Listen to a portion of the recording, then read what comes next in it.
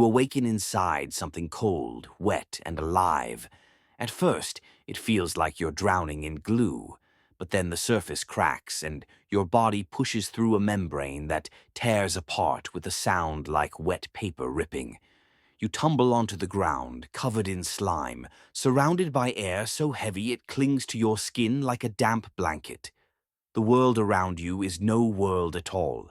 It is a place that feels forgotten, unfinished, abandoned by creation itself. Above you, there is no sky, only a suffocating ceiling of static clouds, flickering like broken television screens. Strange vines twist across every surface, crawling up walls of half-formed buildings, weaving themselves into grotesque sculptures. Tiny spores drift lazily through the air, glowing faintly before settling on your skin, seeping into your pores.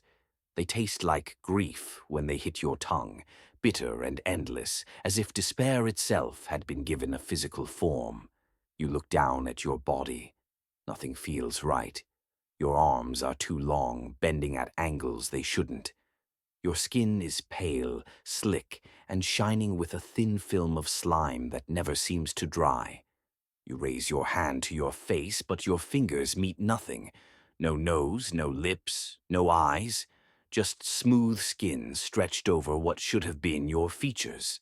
But then something stirs inside you. Hunger.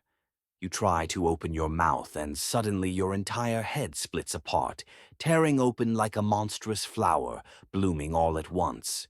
Rows upon rows of teeth gleam in the dim light, layered in petal-like circles, ready to shred. You take your first steps, but your legs wobble and bend, like they've only just learned the concept of standing. The ground is sticky with vines that pulse faintly beneath your feet, alive with some kind of energy that hums in rhythm with your heartbeat.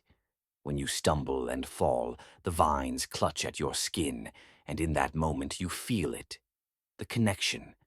A presence seeps into your mind, subtle at first, then overwhelming. It's a whisper that is not a whisper, a thought that is not your own. The hive mind has found you. It settles in your skull like a parasite, heavy and suffocating. Commands ripple through you. Hunt, feed, serve. You never asked for this voice, yet it defines you. You are no individual, only a fragment of something greater, an echo in a chorus of horror. Driven by instincts not your own, you begin to wander the desolate landscape. Your stomach burns with a hunger that feels endless. The first creature you encounter is pathetic, a sluggish, bloated thing, wriggling across the ground, dripping with a foul-smelling mucus. You strike clumsily, guided by sound and vibration rather than sight, because you have no eyes, no vision. You miss, stumble, then strike again.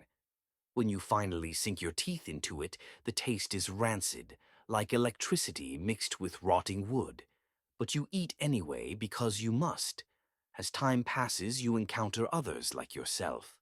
Tall, thin monstrosities dragging their limbs across the terrain, their slimy skin glistening, their flower faces snapping open when they sense movement. You never speak. There are no greetings, no conversations. Instead, there is only that silent acknowledgement within the hive mind, an empty, wordless exchange that means nothing more than, "You exist, and so do I." Then you part ways because there is no comfort in your kind, only a reminder that your nightmare is shared. Your body changes as you grow. Your arms lengthen until they scrape against the ground. Your claws sharpen to points capable of carving stone. The slime coating your skin never fades. It only thickens, sticking to everything you touch, leaving a trail of decay. You discover you can climb walls, clinging to the crumbling surfaces of buildings that no longer belong to any civilization. But when you reach the top, the view is the same as always. Endless black, endless vines, endless despair. Through the hive mind, new images come to you, memories that are not yours, glimpses of another place, a world drenched in light where skies burn blue and creatures walk freely with warmth in their blood. Their laughter echoes in your head, alien and impossible. You begin to crave them. Their scent filters through the barrier between worlds, sharper than any spoiled meat, richer than any miserable slug you've torn apart. The hive whispers that they are prey, and the hunger in you sharpens until it is unbearable.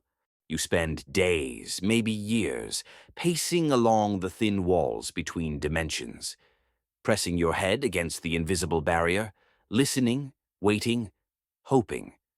Then one day, you feel it. A drop of blood, real blood. The scent pierces through your body like fire, flooding every nerve, every muscle. Your whole being vibrates with the need to consume.